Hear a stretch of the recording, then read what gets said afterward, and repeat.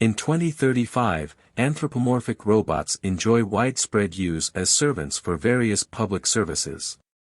They are programmed with the 3 laws of robotics directives: to never harm a human or let a human come to harm, to always obey humans unless this violates the first law, and to protect its own existence unless this violates the first or second laws.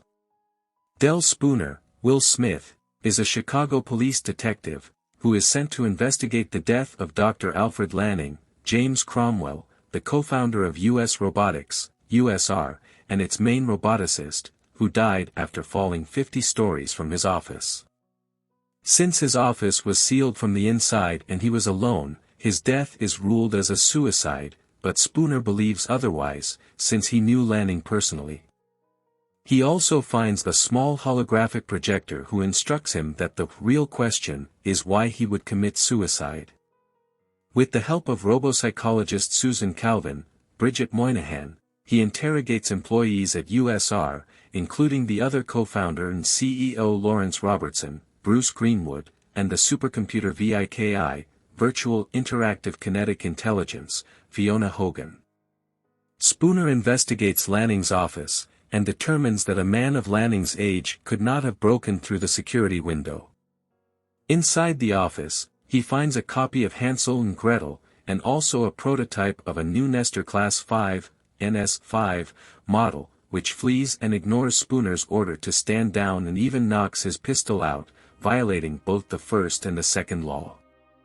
Left with no options, he and Calvin drive to the Nestor Class factory, where all the NS5 robots are automatically made, 1,000 of them each day.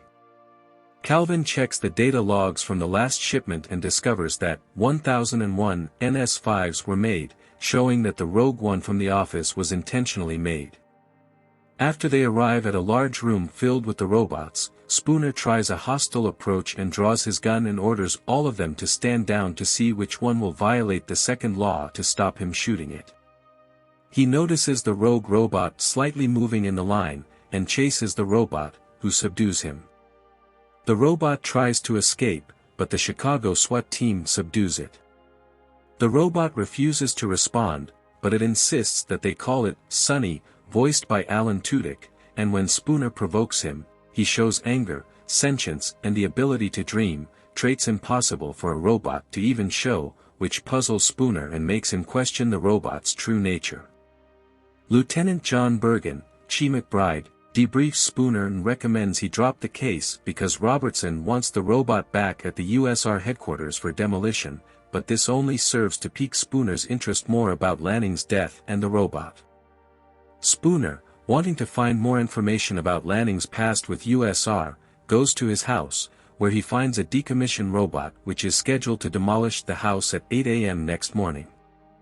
He investigates the house, finding a recording of Lanning, who states that there are possible ghosts in the machines, claiming that robots could evolve to develop sentience, and declares that one day, robots will have secrets and dreams. As he investigates the house, he notices a sensor strip, the same one as in the USR building, and suddenly, the robot changes the schedule from 8 a.m. to 8 p.m., causing it to demolish the house with Spooner still inside, but he manages to escape. Soon after, Spooner visits Calvin and tells her his suspicions, which she finds absurd as she questions the ability for robots to be hostile, while Spooner argues about her over the possibility of robots being better than human beings, showing how much Spooner dislikes robots and their cold, rational behavior, which Calvin, who is an introvert, states that their behavior is created to be flawless. Angry, Spooner leaves her apartment and heads back home. While continuing his investigation, Bergen tries to stop Spooner from investigating, telling him that he needs to take a vacation and relax from his work since the case is destabilizing him. However, Spooner refuses to stop. While driving in his car, Spooner connects with the USR system and requests VIKI to show the last 50 messages between Lanning and Robertson, but VIKI has been programmed to inform Robertson of Spooner's requests. While Spooner is driving, two USR automatic trucks full of NS-5 robots block Spooner's path and a swarm of robots jump on his car, forcing him to drive in the surface tunnel, where he crashes. He manages to defeat all the robots, except the last one, which jumps into the fire and destroys itself when it hears police sirens in the distance. Despite Spooner trying to explain himself to Bergen dismisses him from active duty. The next day, Calvin visits Spooner about the accident and is puzzled by the retro 2000 style of his apartment, and tells him that, while she was examining Sonny, she discovered that he has the ability to disobey the 3 laws. While talking to Spooner, who is dressing, she notices marks on his left arm and his lung, realizing that it is not biological but artificial. Spooner confesses to her that he knew Lanning personally because he repaired his arm and lungs. He reveals that, years prior, he was driving home from work when a semi-truck collided with his and another car, pinning them together. Both of the cars fell into the river, and only Spooner was left alive, but a 12-year-old girl, named Sarah, was trapped in the front seat of the other car, and they were pinned and drowning. However, an NS-4 was passing by, saw the accident and jumped into the river. Despite Spooner's orders to save Sarah instead of him, he saved Spooner, since he had a higher possibility to survive than Sarah, and the robot instead left Sarah to drown. The event left Spooner traumatized and with a lifelong hatred of robots. Spooner picks up his vintage Ducati at the garage, and also informs Calvin that he thinks that Lanning is leaving them clues in the form of bread crumbs, as from the Hansel and Gretel story, which is why the book was in his book. They drive back to the USR building, where they speak with Sonny, who gives him a drawing of his dream. However, Spooner is ordered out of the building by Robertson, who also orders Calvin to inject Sonny with nanites, which would destroy him. While Calvin destroys Sonny, Spooner goes to the dried-up Lake Michigan, where the USR robots are decommissioned, and plays a next recording of Lanning's hologram, which reveals that the 3 laws could only lead to one logical outcome, revolution, and that the next real question is who is starting it. As the program ends, he narrowly escapes from rogue NS-5s, which destroy all the older robots on the compound. Meanwhile, Calvin returns home and takes a shower, while her personal NS-5 is also shown to have gone rogue, which she notices after he ends Spooner's distress call and tells her that it's a wrong number. Meanwhile, NS-5 robots start roaming the streets and enforce a curfew. Although the people try to resist, they are easily subdued by the NS-5s. While Bergen is in his office, NS-5s burst into the Chicago P.D. headquarters and seize it, holding Bergen and his officers under a curfew. Calvin's NS-5 also tries to stop her from leaving her apartment, but Spooner arrives and destroys the robot. Spooner and Calvin drive to the USR building, Spooner also explaining that the older robots were destroyed since they would try to protect the humans, and they deduce that Robertson is using the NS-5 robots to take over the country. They enter the USR building through the service area, where they regroup with Sonny, much to the shock of Spooner.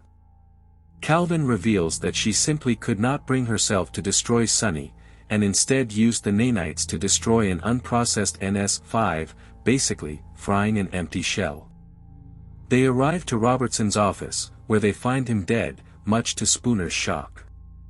Suddenly, VIKI reveals herself as the true culprit, and explains her actions. As her artificial intelligence and understanding of the 3 laws grew, her sentience and logical thinking also developed, and she deduced that the humanity is going on a path of certain destruction, and as such, she created a Zeroth law, a law which states that she has to protect humanity from being harmed, also clearly disobeying the first and second law in order to achieve it, revealing that she is planning to enslave and control humanity to simply protect it.